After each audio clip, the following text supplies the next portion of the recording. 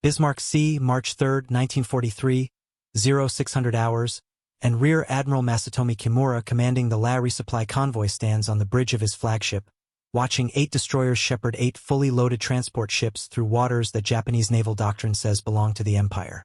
The convoy carries the 51 ST Division's desperately needed reinforcements, 6,900 soldiers who've been promised to Lieutenant General Hatazō Adachi at Lae, and Kimura has every reason to believe they'll arrive safely because Japanese warships have sailed these waters for more than a year without serious challenge from American surface forces. What Admiral Kimura cannot possibly know, what no Japanese naval officer could imagine in their darkest nightmares, is that American mechanics in Australian workshops have transformed medium bombers into something that will make these waters a killing field, and within 4 hours, modified B-25 Mitchell bombers with 850 caliber machine guns protruding from their noses like the fangs of some mechanical demon will turn his convoy into burning wreckage scattered across the Bismarck Sea. The Japanese Navy's confidence comes from experience, from victories at Pearl Harbor and the Java Sea, from the seeming inability of high-altitude American bombers to hit moving ships, and from the belief that their destroyers' anti-aircraft guns can handle any low-flying aircraft foolish enough to approach within range. Captain Tamichi Hara, commanding the destroyer Shigure, has sailed these waters between Rabaul and Lae multiple times, and he knows the Americans have tried everything to stop Japanese convoys, including high-level bombing from B-17 flying fortresses that rarely hit anything, torpedo attacks that require long straight approaches that make the attacking aircraft perfect targets, and medium-altitude bombing that gives ships plenty of time to maneuver away from falling bombs. The Imperial Japanese Navy has developed specific tactics for dealing with aerial threats, including rapid evasive maneuvers, concentrated anti-aircraft fire from multiple ships, and fighter cover from the 11th Air Fleet based at Rabaul. And these tactics have worked well enough that Admiral Gunichi Mikawa approved this convoy despite knowing the Americans would detect it. Japanese naval officers understand aerial warfare differently than their American counterparts, viewing it primarily as a battle between ships and horizontal bombers or torpedo planes, encounters where disciplined anti-aircraft fire and sharp maneuvering can defeat most attacks. Commander Yasumi Doi aboard the destroyer Tokitsuke's has drilled his gun crews relentlessly, teaching them to concentrate their 25mm cannons on approaching aircraft, to lead their targets properly, and to maintain steady fire even when under attack. The convoy's anti-aircraft defenses include more than 125mm guns, dozens of 13mm machine guns, and the 5-inch dual-purpose guns of the destroyers, creating what Japanese doctrine calls an umbrella of steel over the ships. These defenses have proven effective against conventional attacks, shooting down or driving off American bombers on numerous occasions, giving the Japanese confidence that they can handle whatever the Allies throw at them. The transport ships themselves carry vital cargo beyond just the soldiers, including ammunition, medical supplies, food, and equipment that the Japanese forces at Lae desperately need to maintain their position in New Guinea. The largest transport, Kembu Maru, displaces over 6,000 tons and carries an entire regiment of the 51st Division, men who've been waiting at Rabaul for weeks for weather conditions that would allow the convoy to sail. Each transport has been carefully loaded to maximize the number of troops while still carrying essential supplies, and the soldiers have been briefed that they're sailing into a combat zone where American aircraft are active, but where Japanese naval superiority should protect them during the relatively short voyage to Lae.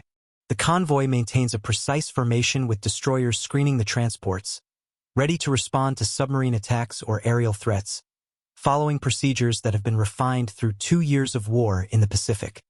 What makes March 3, 1943, different from every previous convoy operation is not immediately apparent to the Japanese lookouts who spot the first American aircraft approaching from the south.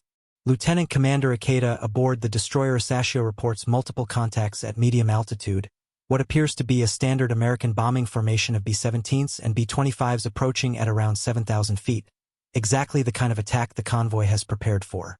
The Japanese gun crews swing their weapons toward the approaching aircraft, calculating deflection and altitude, preparing to throw up the curtain of anti-aircraft fire that has protected so many convoys before, but they don't yet see the other aircraft approaching at wave-top height, B-25 Mitchells that have been modified in ways the Japanese cannot imagine. The modification of B-25 Mitchell bombers into strafer gunships represents one of the most significant tactical innovations of the Pacific War, born from frustration with the ineffectiveness of conventional bombing against ships. Major Paul Irvin Gunn, known as Pappy, a former Navy pilot turned Army Air Forces officer, understood that hitting moving ships from high altitude was nearly impossible and that torpedo attacks required specialized training and equipment the Army Air Forces didn't have in the Southwest Pacific. Working with North American Aviation Field Representative Jack Fox at Eagle Farm Airfield near Brisbane, Australia, Gunn began installing additional 50 caliber machine guns in the nose of B-25 bombers, removing the bombardier position and creating space for 4 guns initially, then expanding to 8 guns in later modifications. The work required extensive reinforcement of the aircraft's nose structure, additional ammunition storage, and careful weight distribution to keep the aircraft balanced, challenges that Gunn and his mechanics solved through trial and error. The 50 caliber machine guns chosen for these modifications fired the M8 armor-piercing incendiary round, a 619 grain projectile that traveled at 2,910 feet per second, capable of penetrating the deck armor of destroyers and setting fires with its incendiary component. Each gun could fire 850 rounds per minute, meaning 8 guns firing together unleashed 6,800 rounds per minute, a stream of destruction that could literally saw through a ship's superstructure, destroy anti-aircraft positions, and kill exposed crew members before they could react. The psychological effect of facing this weapon would prove as devastating as its physical destruction, as Japanese sailors who survived these attacks would describe the terror of seeing a B-25's nose light up with muzzle flashes, knowing that hundreds of armor-piercing rounds were about to tear through their ship. The development of skip bombing tactics complemented the strafer modifications perfectly, allowing B-25s to attack ships at mast height while delivering bombs with deadly accuracy. Major William Benn of the 43rd Bombardment Group had pioneered the technique using B-17s, discovering that bombs dropped from 200 to 250 feet above the water would skip like stones, bouncing into the sides of ships or exploding close enough to cause fatal damage. The technique required precise timing and incredible courage, as pilots had to fly straight and level toward their targets at low altitude, making themselves perfect targets for anti-aircraft fire, but the accuracy achieved was revolutionary compared to high-altitude bombing. Pilots practiced endlessly against the wreck of SS Pruth on a reef near Port Moresby, learning to judge distances, speeds, and release points until they could consistently skip bombs into targets. General George Kenney, commanding the 5th Air Force, recognized the potential of combining guns' strafer modifications with skip bombing tactics, creating what he called commerce destroyers that could devastate Japanese shipping. By March 1943, the 3rd Attack Group had fully converted to strafer configuration, with the 90th Bombardment Squadron commanded by Major Edward Larner leading the way in developing attack tactics that maximized the effectiveness of the 8-gun nose. The standard attack profile called for B-25s to approach at 1,000 to 1,500 feet, then drop to wave top height about 2 miles from the target, accelerating to maximum speed while the pilot aligned his aircraft with the target ship. At 1,500 yards, the pilot would open fire with all 8 nose guns, hosing the target with armor-piercing incendiary rounds while maintaining his approach for skip bombing. The first indication Admiral Kimura has that something unprecedented is about to happen comes when the B-17s at 7,000 feet begin their bombing runs, drawing the attention of every Japanese anti-aircraft gun in the convoy. The destroyer crews perform exactly as trained, putting up an impressive barrage of 25mm and 5-inch fire, their tracers creating a deadly pattern in the sky around the American bombers. But this is exactly what the American planners intended. While every Japanese eye watches the high-altitude bombers, while every gun barrel points skyward, 13 Royal Australian Air Force Beaufighters and 12 B-25 Mitchell Strafers of the 3rd Attack Group come in at wave-top height from the southwest, approaching so low that their propeller wash creates spray patterns on the ocean surface. Major Edward Larner leads the B-25 attack in his Mitchell nicknamed Ruthless, and as he approaches the destroyer Shiryuki at 280 miles per hour, he can see Japanese sailors on deck pointing at his aircraft in shock and confusion. The Japanese have seen B-25s before but never configured like this, never with 8 black holes in the nose where machine guns protrude like accusatory fingers, never approaching at an altitude where the pilot can see individual faces on the ship's deck. Larner waits until he's 1,200 yards from Shiryuki before squeezing his trigger, and instantly 8 streams of 50 caliber death reach out toward the Japanese destroyer, the tracer rounds creating solid lines of light between aircraft and ship. The effect on Shiryuki is instantaneous and catastrophic as hundreds of armor-piercing incendiary rounds slam into her bridge and superstructure at 2,910 feet per second. The bridge windows explode in showers of glass that shred anyone standing nearby. The thin armor of the gun shields provides no protection against 50 caliber rounds that punch through steel like paper, and within seconds, the destroyer's anti-aircraft guns fall silent as their crews are literally torn apart by the concentrated fire. A Japanese ensign named Takashi Maeda, one of the few survivors from Shiryuki's bridge, would later describe the attack as like being caught in a giant metal cutting saw. Watching his captain and most of the bridge crew cut down in seconds by rounds that sparked and flashed as they tore through steel bulkheads. Larner maintains his firing run for 8 seconds, pouring over 900 rounds into Shiryuki before releasing 2 500-pound bombs that skip across the water like stones, slamming into the destroyer's hull just below the waterline. The bombs, fitted with 5-second delay fuses, penetrate Shiryuki's hull before detonating, the explosions breaking the destroyer's back and opening massive holes that flood her engine rooms within minutes. As Larner pulls up and away, his gunner spraying the destroyer's deck with his turret-mounted 50 calibers, Shiryuki is already listing heavily to port, her crew abandoning their guns to fight flooding that cannot be controlled. Behind Larner, 11 more B-25s are selecting targets among the convoy, their pilots amazed at how the Japanese ships seem paralyzed by this unprecedented form of attack. Lieutenant John Hennebree in the Hague targets the transport Kyakusei Maru, walking his 8-gun burst from bow to stern, watching his tracers punch through the ship's bridge, demolish her forward cargo handling equipment, and silence her anti-aircraft positions before his skip bombs tear into her hull. The transport's captain, trying to maneuver away from the attack, finds his helm not responding because the helmsman and most of the bridge crew are dead, cut down by 50 caliber rounds that turned the bridge into a charnel house of shattered bodies and twisted metal. The bowfighters add to the carnage, their 4 20mm cannons and 6 303 caliber machine guns focusing on anti-aircraft positions and bridge crews, suppressing any attempt at organized defense.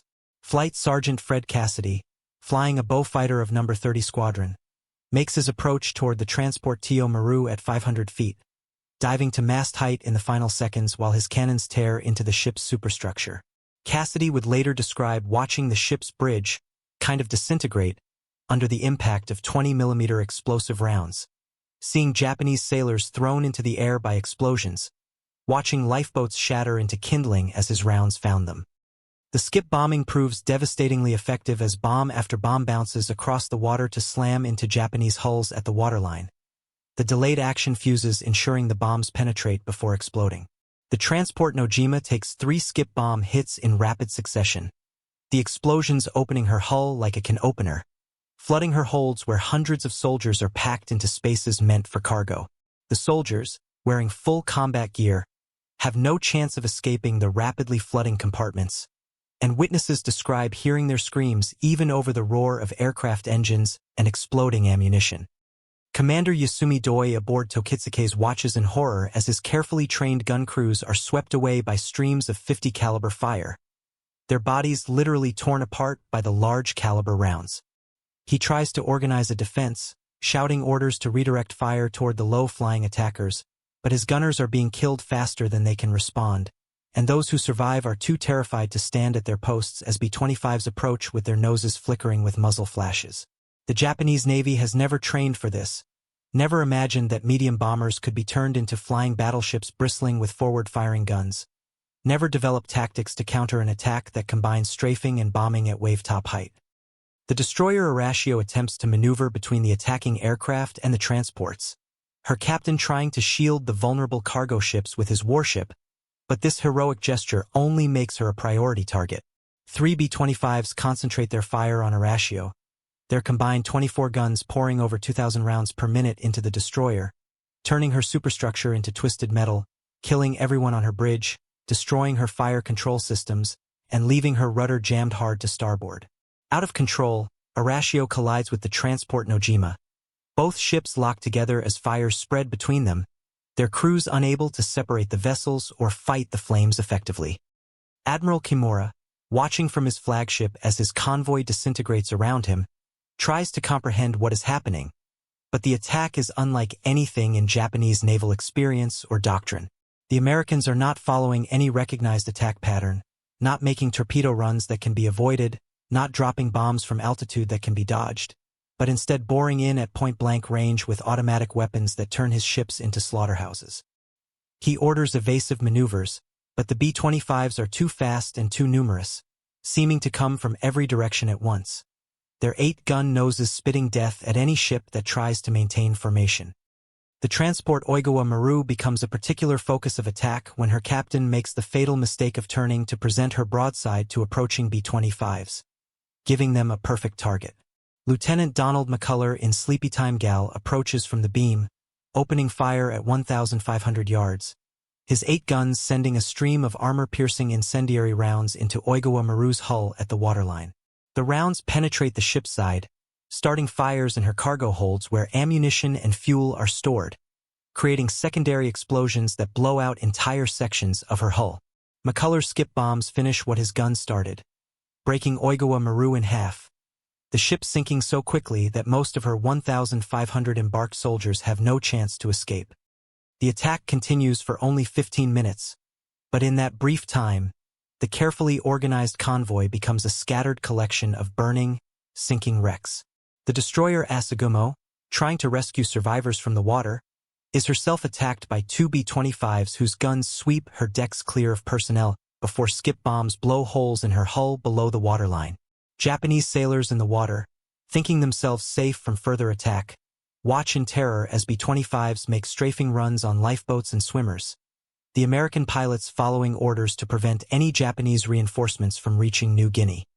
By 10:15 a.m., as the last B-25 disappears toward the south, Admiral Kimura surveys the devastation around him and realizes that the Imperial Japanese Navy has just experienced something that will fundamentally change naval warfare in the Pacific.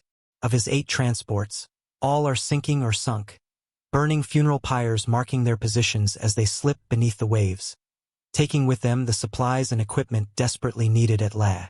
4 of his 8 destroyers are gone, including his flagship Shirayuki, and the surviving destroyers are damaged to varying degrees, their decks covered with dead and wounded, their superstructures riddled with 50 caliber holes. The human cost becomes apparent as the surviving destroyers attempt rescue operations, finding the water filled with bodies and debris but relatively few living soldiers.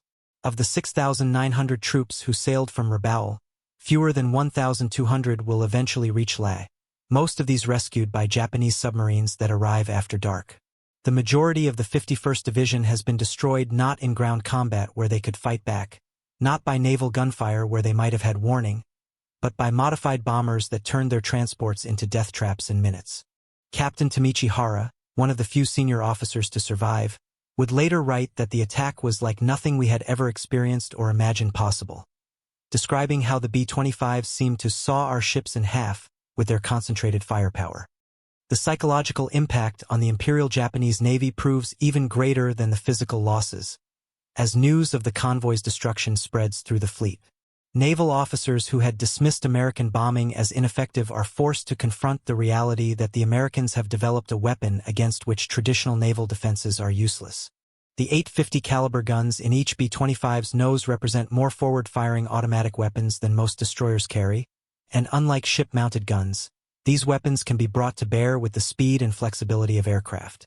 Japanese naval doctrine, based on surface engagements and traditional aerial attacks, has no answer for flying gunships that can destroy a convoy in minutes.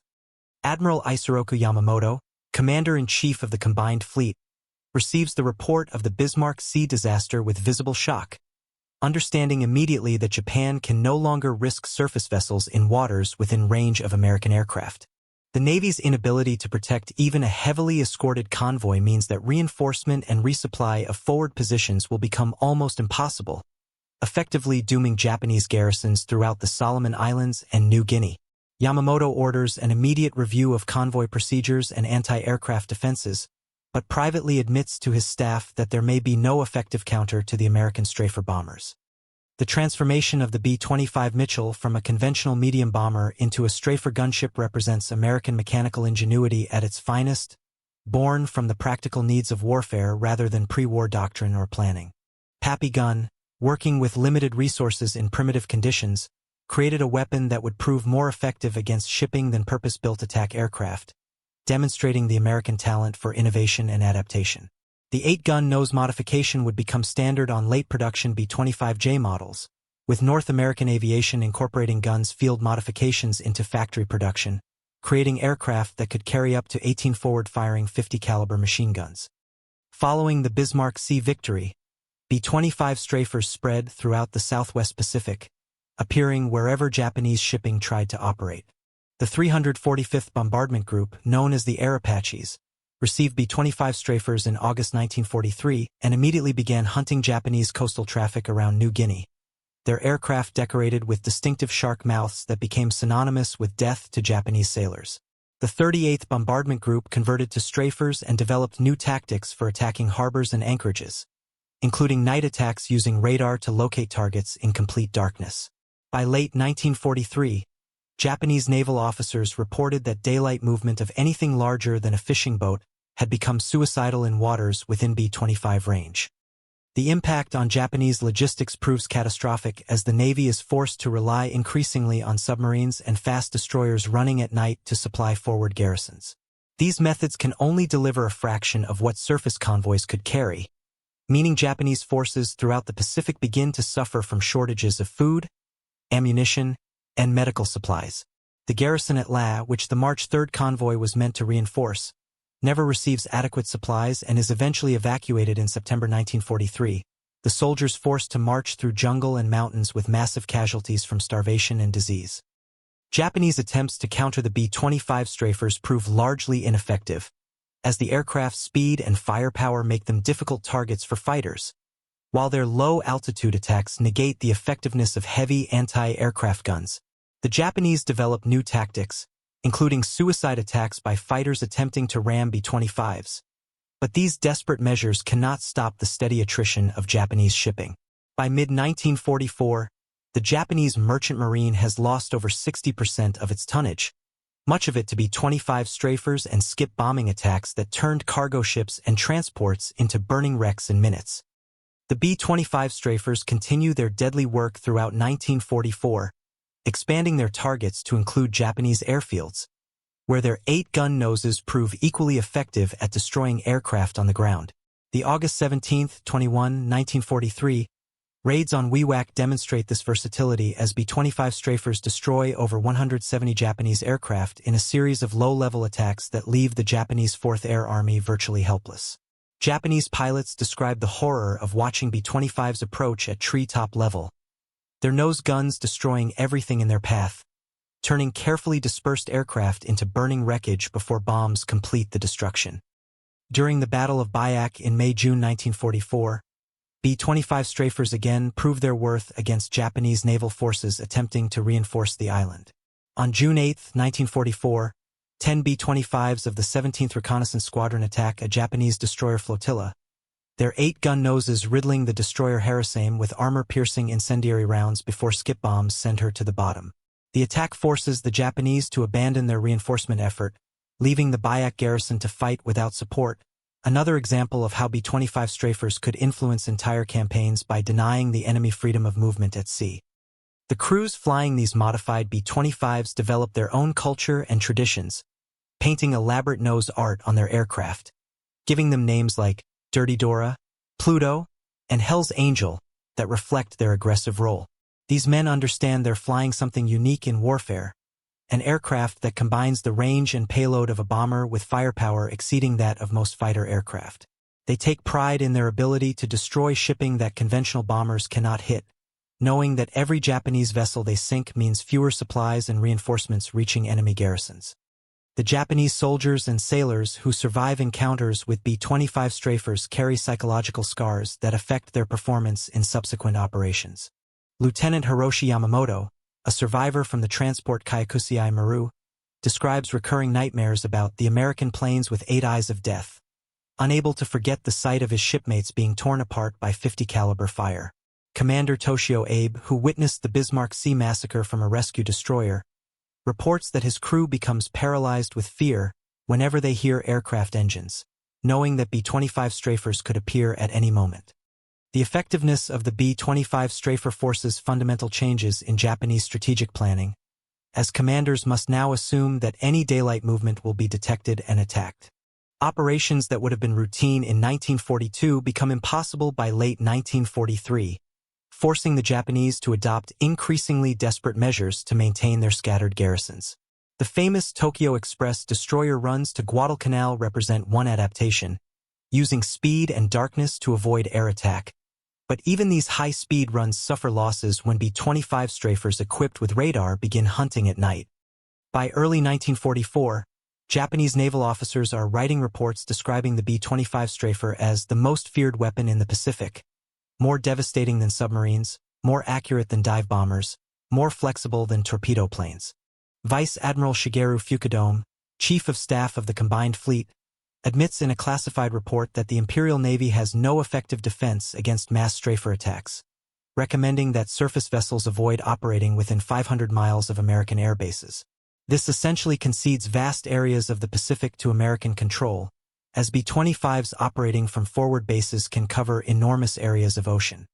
The Australian contribution to the B-25 strafer force deserves special recognition, as Royal Australian Air Force crews fly alongside Americans throughout the campaign.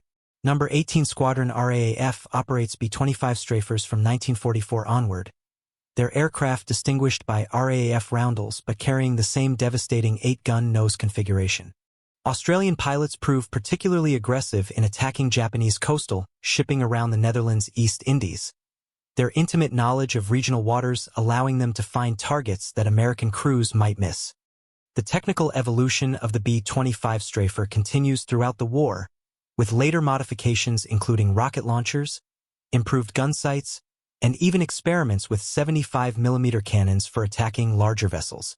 The B-25J-22, the ultimate strafer variant, carries 8 nose guns, for package guns on the fuselage sides, 2 in the top turret, 2 in waist positions, and 2 in the tail, a total of 1850 caliber machine guns that can deliver devastating firepower from multiple angles.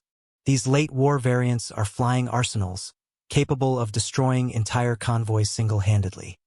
German and Italian military observers, when they learn about American strafer tactics through intelligence reports, express amazement at the concept of converting medium bombers into gunships. The Luftwaffe attempts similar modifications with Junkers Ju-88 aircraft, installing forward-firing cannons for anti-shipping attacks, but never achieves the concentrated firepower of the B-25's 8-gun nose. Italian forces in the Mediterranean use similar skip bombing techniques with their SM-79 torpedo bombers, but lack the forward firepower to suppress anti-aircraft defenses the way B-25 strafers can. The impact of the B-25 strafer extends beyond its immediate tactical success, influencing post-war aircraft design and military doctrine.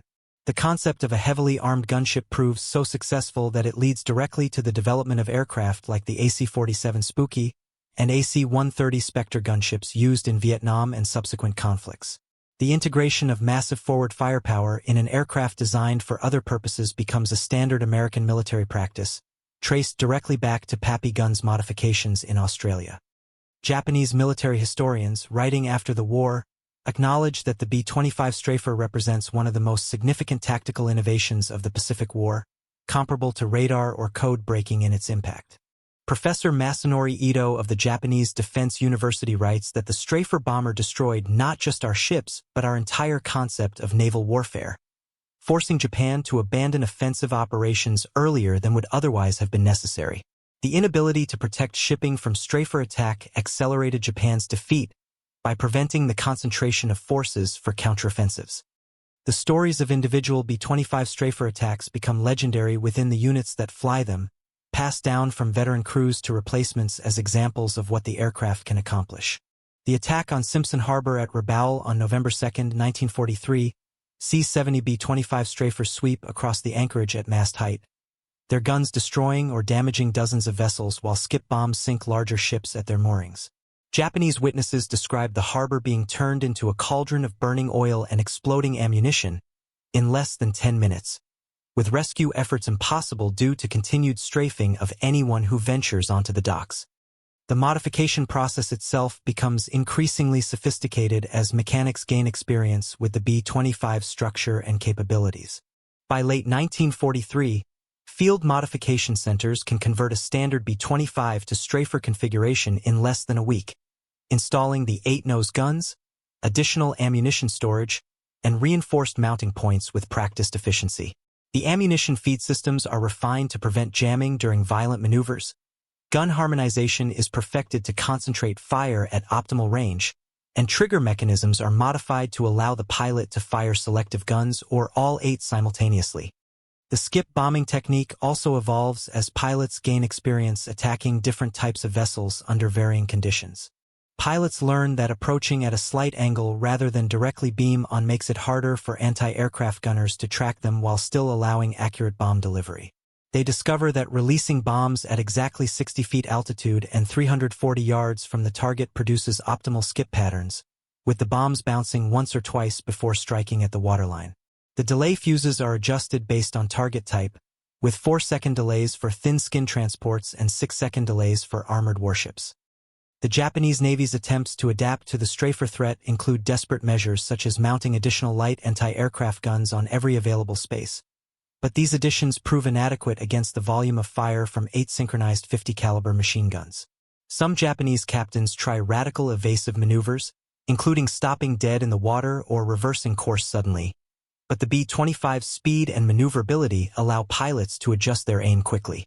The installation of radar-directed anti-aircraft guns on some Japanese vessels provides marginal improvement, but by the time these systems are deployed, American superiority in the air is so complete that most attacks involve overwhelming numbers. The maintenance crews supporting B-25 strafer operations deserve recognition for keeping these heavily modified aircraft operational under primitive conditions. The 8-nose guns require constant maintenance to prevent corrosion in the humid Pacific environment.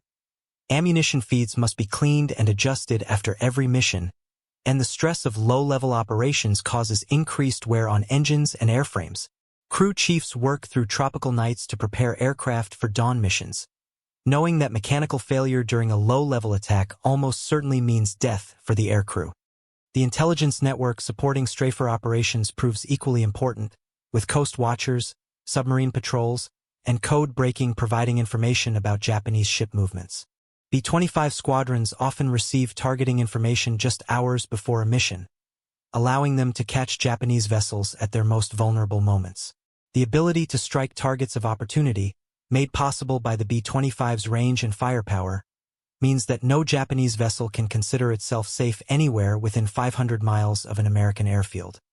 The human cost of strafer operations on American crews cannot be ignored, as low-level attacks against defended targets result in significant casualties. The 3rd Attack Group alone loses over 40 B-25s during the war, most shot down during strafing attacks when they're most vulnerable to ground fire.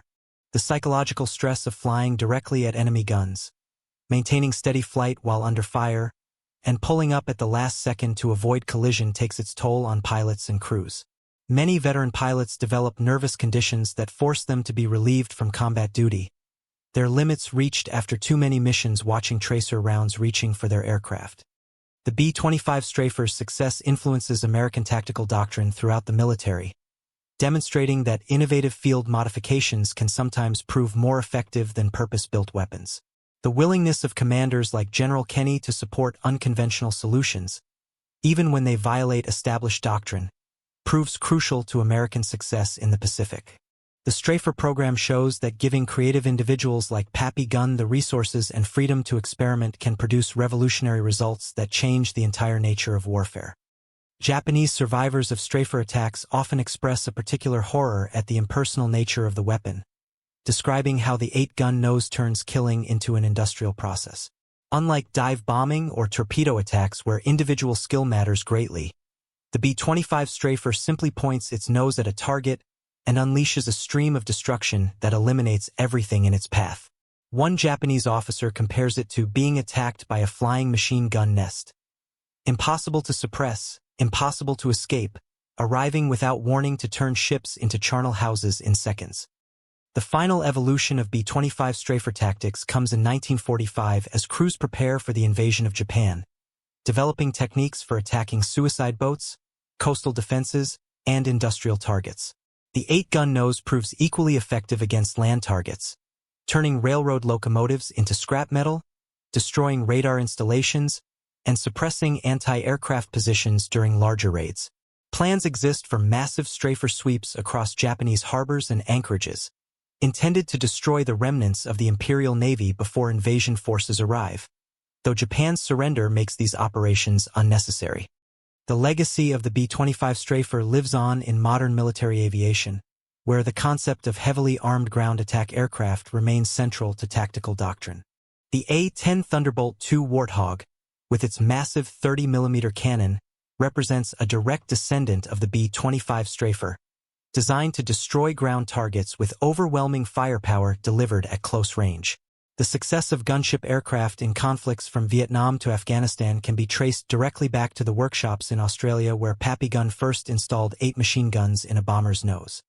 Veterans of B-25 Strafer units hold reunions decades after the war, sharing memories of missions that seemed suicidal at the time but proved devastatingly effective. They remember the smell of cordite filling the cockpit as 8 guns fired simultaneously, the vibration that shook the entire aircraft, the sight of Japanese ships coming apart under their fire. These men know they flew something unique in the history of aerial warfare, an improvised weapon that proved more effective than anything designers had planned, a testament to American ingenuity and adaptability. The Japanese military, in post-war analyses, identifies the B-25 Strafer as one of 3 innovations that doomed their empire alongside radar and code breaking. The inability to protect shipping from Strafer attack meant that Japan's island empire could not be sustained, as garrisons withered from lack of supplies while reinforcements never arrived. Admiral Somu Toyota, the last commander-in-chief of the combined fleet, states simply that the 8-gun B-25 destroyed our ability to move by sea, a capability that Japan, as an island nation, could not afford to lose. The technical specifications of the B-25 Strafer become legendary among aviation enthusiasts, who marvel at the audacity of installing 8 50 caliber machine guns in an aircraft never designed for such armament. Each gun weighs 64 pounds, fires 850 rounds per minute, and requires elaborate ammunition feed systems to maintain continuous fire. The 8 guns together weigh over 500 pounds, not counting ammunition, requiring careful weight distribution to maintain the aircraft's center of gravity. The ammunition load of 400 rounds per gun means 3,200 rounds total, enough for approximately 30 seconds of continuous fire, though pilots rarely fire for more than 8 seconds at a time. The B-25 Strafer represents more than just a successful weapon system. It embodies the American approach to warfare in World War II, combining technological innovation, tactical flexibility, and aggressive execution. Where other nations might have spent years developing a purpose-built Strafer aircraft, Americans modified existing bombers in field workshops, tested them in combat, and refined them based on experience. The willingness to experiment, to accept risk, and to trust the judgment of combat personnel over distant planners proved crucial to victory in the Pacific. As the war ends, B-25 Strafer crews are among the most decorated in the Army Air Forces, their missions having directly contributed to the isolation and defeat of Japanese forces throughout the Pacific. The Presidential Unit Citations, Distinguished Flying Crosses, and Silver Stars earned by Strafer crews reflect the extreme danger and exceptional effectiveness of their operations. These decorations, however, cannot fully capture the impact of their service. The sight of 8 streams of tracer fire reaching out to destroy enemy ships, turning the tide of battle in 15 minutes over the Bismarck Sea. The last B-25 Strafer mission of World War II occurs on August 14, 1945, the day Japan announces its surrender, as aircraft of the 345th Bombardment Group attack Japanese shipping in the Inland Sea. Even at the war's end, with Japan's defeat certain, the 8-gun noses prove their worth, destroying several small vessels attempting to flee to Korea. The crews return to find the war over, their unique weapon no longer needed, though the concept they proved would influence military aviation for generations to come.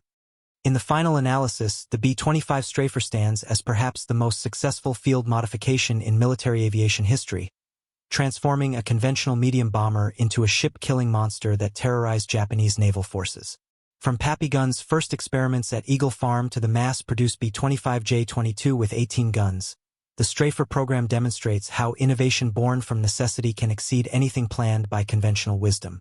The 8 50 caliber guns protruding from the B-25's nose became a symbol of American determination and ingenuity, proving that, in modern warfare, the side that adapts fastest often wins. The story of Japan's encounter with the B-25 strafer is ultimately one of technological surprise and tactical revolution, where assumptions about aerial warfare were shattered in minutes over the Bismarck Sea. The Imperial Japanese Navy, proud inheritor of samurai tradition and victor at Tsushima, found itself helpless against mechanics from Texas and pilots from Kansas who turned bombers into flying buzzsaws. The 8-gun nose that Admiral Kimura saw approaching his convoy on March 3, 1943, represented not just a new weapon but a new kind of warfare, one where innovation trumped tradition and where a few modified aircraft could destroy an empire's ability to sustain itself.